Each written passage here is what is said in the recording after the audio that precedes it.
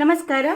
Avani designs and ಕ್ರಿಯೇಷನ್ಸ್ಗೆ ಸ್ವಾಗತ. Friends, ನಾವು ಇವತ್ತು ಈ ರೀತಿಯಾದ ಬಟ್ಟೆಯಿಂದ ಒಂದು ಸೂಪರಾದ ಪೌಚನ್ನು ಹೊಲಿಯೋಣ. ನಾವು ಎಲ್ಲರೂ ಮದುವೆ ಮನೆಗೆ ಹೊರಟಿರ್ತೀವಿ. ಆ ಟೈಮಲ್ಲಿ ನಮ್ಮ ಅಸೆಸರೀಸ್ ಅಷ್ಟನ್ನು ಕೂಡ ಒಂದೇ ಪೌಚ್ ಒಳಗಡೆ ಹಾಕ್ಕೊಂಡು ಹೋಗಲಿಕ್ಕೆ ಒಂದು ದೊಡ್ಡ ಪೌಚ್ ಬೇಕಲ್ವ ಫ್ರೆಂಡ್ಸ್. ಅದಕ್ಕಾಗಿ ನಾನು ಇವತ್ತೊಂದು ಸ್ವಲ್ಪ ದೊಡ್ಡದು, ಅಂದರೆ ತುಂಬ ದೊಡ್ಡದೇನಲ್ಲ, ನಾರ್ಮಲ್ ನಮ್ಮ ಬ್ಯಾಗ್ ಒಳಗಡೆ ಇಡಿಸೋವಂಥದ್ದು ಸಣ್ಣ ಪುಟ್ಟದ್ದು ಕಾಂಪ್ಯಾಕ್ಟು ಮತ್ತು ಕ್ರೀಮ್ಗಳು, ಲಿಪ್ಸ್ಟಿಕ್ಕು, ಎಲ್ಲದನ್ನು ಕೂಡ ಫೇಸ್ ವಾಶ್ ಆ ಥರದನ್ನೆಲ್ಲ ಇಟ್ಕೊಂಡು ಹೋಗಲಿಕ್ಕೆ, ಮೇಕಪ್ ಐಟಮ್ ಏನೇನಿರುತ್ತೋ ಎಲ್ಲದನ್ನು ಕೂಡ ಇಟ್ಕೊಂಡು ಹೋಗ್ಲಿಕ್ಕಾಗಿ ಇವತ್ತೊಂದು ಸಣ್ಣ ಪೌಚನ್ನು ಹೊಲಿತಾ ಇದ್ದೀನಿ. ಫ್ರೆಂಡ್ಸ್, ನೀವು ಯಾರೆಲ್ಲ ನಮ್ಮ ಚಾನಲ್ನ ಸಬ್ಸ್ಕ್ರೈಬ್ ಆಗಲಿಲ್ಲ ಸಬ್ಸ್ಕ್ರೈಬ್ ಮಾಡಿ, ಪಕ್ಕದಲ್ಲಿರೋ ಬೆಲ್ ಐಕಾನ್ನ ಪ್ರೆಸ್ ಮಾಡಿ, ಹಾಗೆ ನಮ್ಮ ಫೇಸ್ಬುಕ್ ಪೇಜನ್ನು ಕೂಡ ಫಾಲೋ ಮಾಡಿ ಅಂತ ಹೇಳ್ತಾ ಬನ್ನಿ ಇವತ್ತಿನ ವಿಡಿಯೋವನ್ನು ಸ್ಟಾರ್ಟ್ ಮಾಡೇ ಬಿಡೋಣ. ಫ್ರೆಂಡ್ಸ್, ನಾನಿಲ್ಲಿ ಒಂದು ಕಾಟನ್ ಬಟ್ಟೆಯನ್ನು ತೊಗೊಂಡಿದ್ದೀನಿ. ಯಾವ ಅಳತೆ ತೊಗೊಂಡಿದ್ದೀನಿ ಅಂತ ಹೇಳ್ತೀನಿ. ಹಾಗೆ ಒಂದು ಕ್ಯಾನ್ವಾಸ್ ಬಟ್ಟೆಯನ್ನು ತಗೊಂಡಿದ್ದೀನಿ. ಆಮೇಲೆ ಲೈನಿಂಗ್ ಬಟ್ಟೆಯನ್ನು ತೊಗೊಂಡಿದ್ದೀನಿ. ಇನ್ನೊಂದು ಲೈನಿಂಗ್ ಪೀಸನ್ನು ತೊಗೊಂಡಿದ್ದೀನಿ. ಇದು ಯಾಕೆ ತೊಗೊಂಡಿದ್ದೀನಿ, ಇದು ಯಾವ ಅಳತೆಯಲ್ಲಿ ತೊಗೊಂಡಿದ್ದೀನಿ ಅಂತಲೂ ಕೂಡ ನಾನು ನಿಮಗೆ ಹೇಳ್ತೀನಿ. ಫಸ್ಟು ಮೇನ್ ಕ್ಲಾತ್ದು ಅಳತೆ ಏನಿದೆ ಅಂತ ನೋಡೋಣ. ಮೇನ್ ಕ್ಲಾತು ಹಾಗೆ ಕ್ಯಾನ್ವಾಸು ಲೈನಿಂಗು ಇಷ್ಟು ಸೇಮ್ ಅಳತೆಯಲ್ಲಿ ಇದೆ. ಅದಕ್ಕಾಗಿ ನಾನು ಮೇನ್ ಕ್ಲಾತಿನ ಅಳತೆಯನ್ನು ನಾನು ನಿಮಗೆ ಹೇಳ್ತೀನಿ. ಉದ್ದ ಬಂದು 21 ಇಂಚು ಇದೆ. ಅಗಲ ಬಂದು 10.5 ಇಂಚು ಇದೆ. ಇದು ಇಷ್ಟು ದೊಡ್ಡ ಬಟ್ಟೆಯನ್ನು ತೊಗೊಂಡಿದ್ದೀನಿ. ಕ್ಯಾನ್ವಾಸು ಮತ್ತು ಲೈನಿಂಗ್ ಬಟ್ಟೆ ಎರಡೂ ಕೂಡ ಸೇಮ್ ಸೈಜಲ್ಲಿ ಇದೆ. ಇದು ಒಂದು ಸಣ್ಣ ಲೈನಿಂಗನ್ನು ತೊಗೊಂಡಿದ್ದೀನಿ. ಇದನ್ನು ಏನು ಮಾಡೋಕ್ಕೆ ಅಂತಲೂ ಕೂಡ ಹೇಳ್ತೀನಿ. ಇದು ಯಾವ ಅಳತೆಯಲ್ಲಿ ತೊಗೊಂಡಿದ್ದೀನಿ ಅಂತಂದರೆ, ಒಂದು 19 ಇಂಚಿನ ಉದ್ದದ್ದು ಹಾಗೆ 8 ಇಂಚಿನ ಅಗಲದ್ದು ಬಟ್ಟೆಯನ್ನು ತೊಗೊಂಡಿದ್ದೀನಿ. ಫ್ರೆಂಡ್ಸ್, ಈಗ ನಾವು ಫಸ್ಟಿಗೆ ಮಾಡಬೇಕಾಗಿದ್ದು ಏನಪ್ಪ ಅಂತ ಅಂದರೆ, ಈ ಬಟ್ಟೆ ಇದೆಯಲ್ಲ, ಈ ಬಟ್ಟೆಯ ಮೇಲ್ಗಡೆ ನಮ್ಮ ಕ್ಯಾನ್ವಾಸನ್ನು ಇಲ್ಲಿ ಗಮ್ ಇರೋ ಕಡೆ ಹೀಗೆ ಇಟ್ಕೊಂಡು ಐರನ್ನನ್ನು ಮಾಡ್ಕೊಬೇಕು. ಐರನ್ ಮಾಡಿಕೊಂಡು ತೊಗೊಂಡು ಬರ್ತೀನಿ. ಆಮೇಲೆ ಏನು ಮಾಡಬೇಕು ಅಂತ ಹೇಳ್ತೀನಿ. ನೋಡಿ, ಕ್ಯಾನ್ವಾಸನ್ನು ಐರನ್ ಮಾಡಿಕೊಂಡು ಆಯಿತು. ಎಕ್ಸ್ಟ್ರಾ ಏನಾದ್ರು ಪೀಸ್ ಇದ್ದರೆ ಕಟ್ ಮಾಡ್ಕೊಳ್ಳಿ.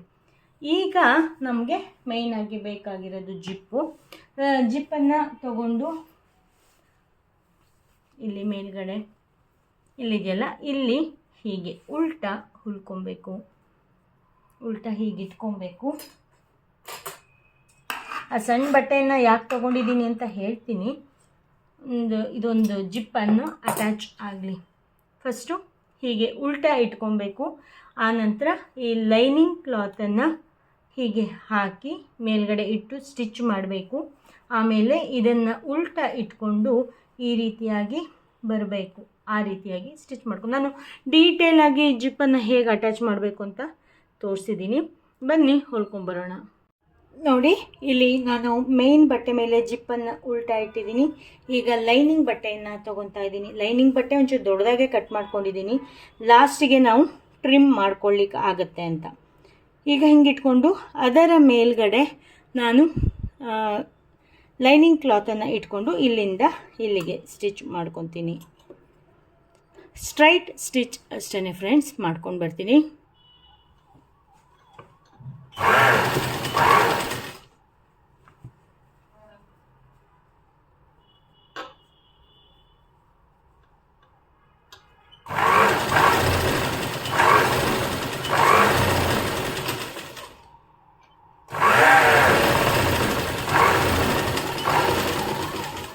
ನಾನು ನಿಮಗೆ ಮುಂಚೆನೇ ಹೇಳಿದೆ ಲೈನಿಂಗ್ ಬಟ್ಟೆ ದೊಡ್ಡದಾಗೆ ಕಟ್ ಮಾಡ್ಕೊಂಡಿದ್ದೀನಿ ಅಂತ. ದೊಡ್ಡದಾಗೆ ಇದೆ. ಈಗ ಏನು ಮಾಡಬೇಕು, ಜಸ್ಟು ಹೀಗೆ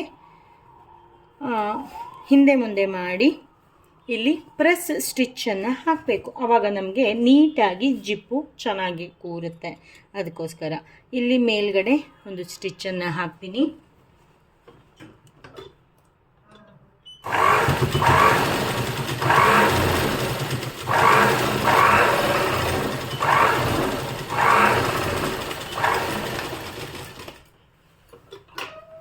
ನೋಡಿ ಇಲ್ಲೀಗ ಪ್ರೆಸ್ ಸ್ಟಿಚ್ ಆಯಿತು. ಈಗ ಏನು ಮಾಡಬೇಕು, ಮೇನ್ ಕ್ಲಾತ್ ಇದೆಯಲ್ಲ, ಮೇನ್ ಕ್ಲಾತನ್ನು ಇಲ್ಲಿ ಮೇಲ್ಗಡೆ ಜಿಪ್ಪಿಗೆ ಇಡಬೇಕು. ಆನಂತರ ಈ ಕ್ಲಾತ್, ಲೈನಿಂಗ್ ಕ್ಲಾತ್ ಏನಿದೆಯಲ್ಲ ಅದು ಉಲ್ಟದಿಂದ ತಗೊಂಬಂದು ಈ ರೀತಿಯಾಗಿ ಇಟ್ಟು ಸ್ಟಿಚ್ ಮಾಡಬೇಕು. ಹೀಗೆ ಸ್ಟಿಚ್ ಮಾಡಬೇಕು. ನೋಡಿ ಈ ರೀತಿಯಾಗಿ ಬರುತ್ತೆ. ಹೀಗಿಟ್ಟು ಸ್ಟಿಚ್ ಮಾಡ್ತೀನಿ. ನಾನಿಲ್ಲಿ ಸ್ಟಿಚ್ ಮಾಡಬೇಕಾದ್ರೆ ಪಾಸ್ ಮಾಡಿಬಿಟ್ಟಿದ್ದೆ. ಓಕೆ, ಹೀಗೆ ಇಟ್ಕೊಂಡು ಸೇಮ್ ಸ್ಟ್ರೈಟ್ ಸ್ಟಿಚ್ಚನ್ನು ಹಾಕ್ಕೊಂಡಿದ್ದೀನಿ ಫ್ರೆಂಡ್ಸ್.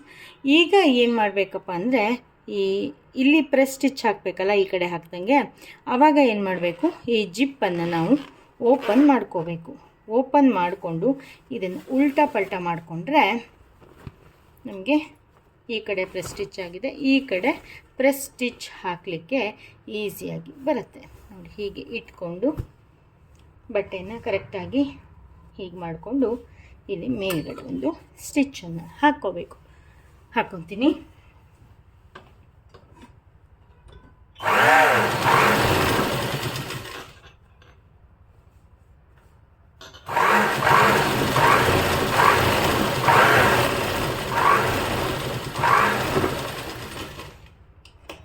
ನೋಡಿ ಹೀಗೆ ಪ್ರೆಸ್ ಸ್ಟಿಚ್ ಹಾಕಿ ಆದ ಮೇಲೆ ಇಲ್ಲಿ ಒಂದು ಸ್ಟಿಚ್ಚನ್ನು ಹಾಕೊಂಡ್ಬಿಡೋಣ. ಎಕ್ಸ್ಟ್ರಾ ಇರೋದೆಲ್ಲ ತೆಕ್ಕೊಳ್ಳಿಕ್ಕೆ ಆಗುತ್ತೆ.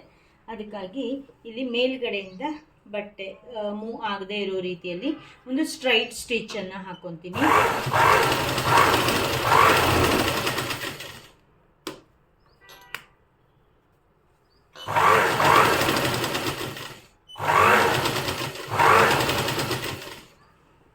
ಹೀಗೇನೆ ಎರಡು ಕಡೆನೂ ಕೂಡ ಸ್ಟ್ರೈಟ್ ಸ್ಟಿಚ್ ಹಾಕ್ಕೊಂಡು ತೊಗೊಂಡು ಬರ್ತೀನಿ. ನೋಡಿ ಆ ಕಡೆ ಈ ಕಡೆ ಮೂವ್ ಆಗಬಾರ್ದು ಅಂತ ಸ್ಟಿಚ್ ಮಾಡ್ಕೊಂಬಂದಾಯಿತು. ಈಗ ಏನು ಮಾಡೋಣ, ಈ ಲೈನಿಂಗ್ ಕ್ಲಾತನ್ನು ತೊಗೊಂಡು ನಾವೇನು ಮಾಡಬೇಕು, ಇಲ್ಲಿ ಫಸ್ಟು ಮೇಲ್ಗಡೆ ಸಣ್ಣ ಪಾರ್ಟ್ ಏನಿದೆಯಲ್ಲ ಅದನ್ನು ಹೀಗೆ 2 ಸರಿ ಹೀಗೆ ಫೋಲ್ಡ್ ಮಾಡಿ ಸ್ಟಿಚ್ಚನ್ನು ಹಾಕಬೇಕು. ಈ ಕಡೆ ಎರಡೂ ಕಡೆನೂ ಕೂಡ ಸ್ಟಿಚ್ ಹಾಕ್ಕೊಂಡು ತೊಗೊಂಡು ಬರ್ತೀನಿ. ಆಮೇಲೆ ಏನು ಮಾಡಬೇಕು ಅಂತ ಹೇಳ್ತೀನಿ. ಇದೆಲ್ಲ ಸ್ಟ್ರೈಟ್ ಸ್ಟಿಚ್ಚು, ನಾರ್ಮಲ್ ನಾವು ಲಾಡಿಯನ್ನು ಹೊಲಿತೀವಲ್ಲ ಅದೇ ಥರದ್ದು, ಅದು ಅದನ್ನು ಮತ್ತೆ ತೋರಿಸಲ್ಲ. ಹಾಗೆ ಸ್ಟ್ರೈಟ್ ಸ್ಟಿಚ್ ಹಾಕ್ಕೊಂಡು ತೊಗೊಂಡು ಬರ್ತೀನಿ. ನೋಡಿ ಎರಡೂ ಕಡೆನೂ ಸ್ಟಿಚ್ ಹಾಕ್ಕೊಂಡಿದ್ದೀನಿ. ಒಂಚೂರು ಸ್ಟಿಫಾಗಿ ಇರಲಿ ಅನ್ನೋದಕ್ಕೆ ಮೇಲೊಂದು ಕೆಳಗೊಂದು ಸ್ಟಿಚ್ಚನ್ನು ಹಾಕ್ಕೊಂಡಿದ್ದೀನಿ. ಈಗ ಏನು ಮಾಡಬೇಕು, ಇದನ್ನು ಕರೆಕ್ಟಾಗಿ ಮಿಡ್ಲಲ್ಲಿ ಫೋಲ್ಡ್ ಮಾಡಿ ಹೀಗೆ ಜಸ್ಟು ಹೀಗೆ ಫೋಲ್ಡ್ ಮಾಡಿ ಜಸ್ಟ್ ಒಂದು ಮಾರ್ಕನ್ನು ಹಾಕ್ಕೊಳ್ಳಿ. ಅಂದರೆ ಮಿಡ್ಲ್ ಪಾಯಿಂಟ್ ಯಾವುದು ಅಂತ ಗೊತ್ತಾಗಲಿಕ್ಕೆ ಅಷ್ಟೇ. ಹೀಗೆ ಮಾರ್ಕನ್ನು ಮಾಡ್ಕೊಳ್ಳಿ. ಹಾಗೆ ಮೇಯ್ನ್ ಕ್ಲಾತನ್ನು ತಗೊಂಡು ನಾವೇನು ಮಾಡಬೇಕು, ಹೀಗೆ ಇಟ್ಕೊಂಡು ಹೀಗೆ ಫೋಲ್ಡ್ ಮಾಡಿಕೊಂಡು ಅದರಲ್ಲೂ ಅಷ್ಟೇ ಜಸ್ಟ್ ಒಂದು ಮಾರ್ಕನ್ನು ಮಾಡ್ಕೊಳ್ಳಿ. ಇಲ್ಲಿ ಕ್ಯಾನ್ವಾಸ್ ಹಾಕಿದ್ರಿಂದ ಜಸ್ಟ್ ಒಂದು ಫೋಲ್ಡ್ ಮಾಡಿದ್ರೆ ಅಲ್ಲಿ ಮಾರ್ಕ್ ಬಂದಿರುತ್ತೆ. ಜಸ್ಟ್ ನಮ್ಮ ರೆಫರೆನ್ಸಿಗೆ ನೋಡಿ ಇಲ್ಲಿ ಬಂದಿದೆ, ಹೌದಾ? ಈಗ ಏನು ಮಾಡಬೇಕಪ್ಪ ಅಂದರೆ ಇದನ್ನು ಹೀಗೆ ಇಟ್ಟು ಸ್ಟಿಚ್ ಮಾಡಬೇಕು.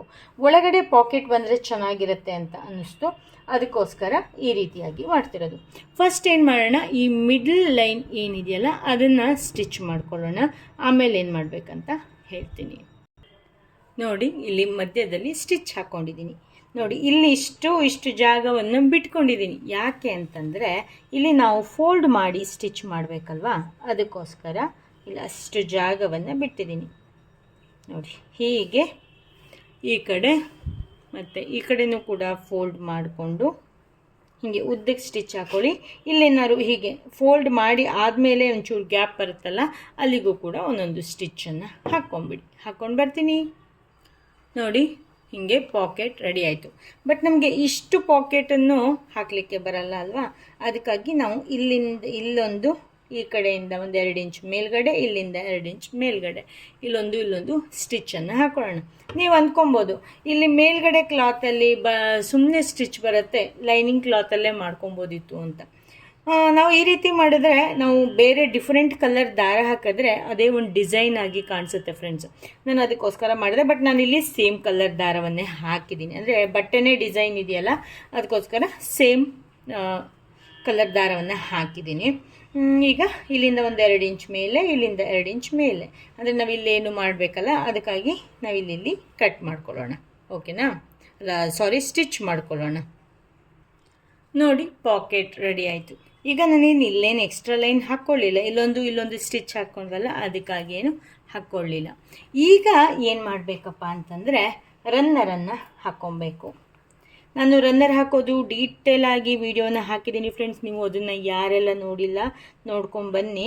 ಹಾಗೆ ನಿಮಗೆ ನಮ್ಮ ಚಾನಲಲ್ಲಿ ಇನ್ನು ಯಾವ್ಯಾವ ರೀತಿಯ ವಿಡಿಯೋವನ್ನು ನೋಡಬೇಕು ಅನಿಸುತ್ತೆ ಅದನ್ನ ಕಾಮೆಂಟ್ ಮಾಡಲಿಕ್ಕೆ ಮರಿಬೇಡಿ.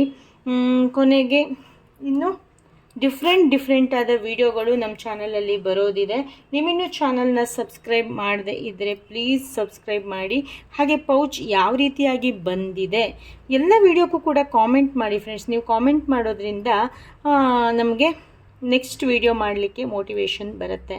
ನಾವು ತಕ್ಷಣ ರಿಪ್ಲೈ ಮಾಡದೇ ಇರ್ಬೋದು, ಬಟ್ ಕಾಮೆಂಟನ್ನು ಓದೇ ಇರ್ತೀವಿ. ಎಲ್ಲ ಕ್ರಿಯೇಟರು ಅಷ್ಟೇ ಖಂಡಿತವಾಗ್ಲೂ ಕೂಡ ಕಾಮೆಂಟ್ಗಳನ್ನು ಓದಿರ್ತಾರೆ. ನೋಡಿ, ಹೀಗೆ 2 ರನ್ನರನ್ನು ಹಾಕ್ಕೊಂಡಿದ್ದೀನಿ, ಅಂದರೆ ಪೌಚ್ ದೊಡ್ಡದಾಗಿ ಬರುತ್ತಲ್ಲ ಅದಕ್ಕೋಸ್ಕರ. ಈಗ ಮತ್ತೆ ಉಲ್ಟಾ ಮಾಡ್ಕೊಂಬಿಡೋಣ. ಈಗ ಏನು ಮಾಡಬೇಕಪ್ಪ ಅಂತಂದರೆ ಇಲ್ಲಿ ಕ್ಯಾನ್ವಾಸ್ ಅಟ್ಯಾಚ್ ಮಾಡಿದ್ರಿಂದ ಏನು ಇಲ್ಲಿ ಎಕ್ಸ್ಟ್ರಾ ಇಲ್ಲಿ ಪೈಪಿಂಗನ್ನು ಕೊಟ್ಕೊಬೇಕು ಅಂತ ಏನು ಇಲ್ಲ. ಸೊ ನಾನೇನು ಪೈಪಿಂಗನ್ನು ಕೊಟ್ಕೊತಾ ಇಲ್ಲ. ಸೊ ಇಲ್ಲಿಂದ ಇಲ್ಲಿಗೆ ಹಾಗೆ ಇಲ್ಲಿಂದ ಇಲ್ಲಿಗೆ ಸ್ಟಿಚ್ಚನ್ನು ಹಾಕ್ಕೊಬೇಕು. ನಾರ್ಮಲ್ ಸ್ಟಿಚ್ಚು ಸ್ಟ್ರೈಟಾಗಿ ಸ್ಟಿಚ್ಚನ್ನು ಹಾಕ್ಕೊಂಡು ತರ್ತೀನಿ. ನೋಡಿ, ಆ ಕಡೆ ಈ ಕಡೆ ಸ್ಟಿಚ್ ಮಾಡ್ಕೊಂಡಾಯಿತು. ಈಗ ನೋಡಿ, ನಾವು ಇಲ್ಲಿ ಯಾವುದೇ ಮಾರ್ಕ್ ಮಾಡ್ಕೊಳ್ಳೋದು ಬೇಕಾಗಿಲ್ಲ, ಜಸ್ಟ್ ಇಲ್ಲಿವರೆಗೆ ಸ್ಟಿಚ್ ಮಾಡಬೇಕು. ನೋಡಿ, ಈ ರೀತಿಯಾಗಿ ಇಟ್ಕೊಳ್ಳೋಣ. ಇಟ್ಕೊಂಡು ತುಂಬ ಜಾಸ್ತಿ ಏನು ಇಲ್ಲಿ ಸ್ಟಿಚ್ ಮಾಡೋದು ಬೇಡ. ಇಲ್ಲಿ ಏನು ಇದೆಯಲ್ಲ ಅಷ್ಟೇ ಈ ಕಡೆ ಮತ್ತು ಈ ಕಡೆ ನಾನು ಹೇಗೆ ಫೋಲ್ಡ್ ಮಾಡಿದೆ ಅಂತ ಗೊತ್ತಾಯ್ತಲ್ವ, ಹಾಗೆ ಇಲ್ಲಿ ಮತ್ತು ಈ ಕಡೆ 2 ಕಡೆ ಸ್ಟಿಚ್ ಮಾಡ್ಕೊಂಬರ್ತೀನಿ. ನೋಡಿ, 2 ಕಡೆನೂ ಕೂಡ ಸ್ಟಿಚ್ ಮಾಡಿಕೊಂಡು ಆಯಿತು. ಈಗ ಏನು ಮಾಡ್ತೀನಪ್ಪ ಅಂತಂದರೆ ಇಲ್ಲಿ ಸ್ವಲ್ಪ ಕಟ್ ಮಾಡ್ಕೊಳ್ಳೋಣ. ಜಾಸ್ತಿ ಬೇಡ, ಸ್ವಲ್ಪ ಕಟ್ ಮಾಡ್ಕೊಳ್ಳೋಣ. ಈ ಕಡೆನೂ ಅಷ್ಟೇ, ಈ ಕಡೆನೂ ಅಷ್ಟೇ.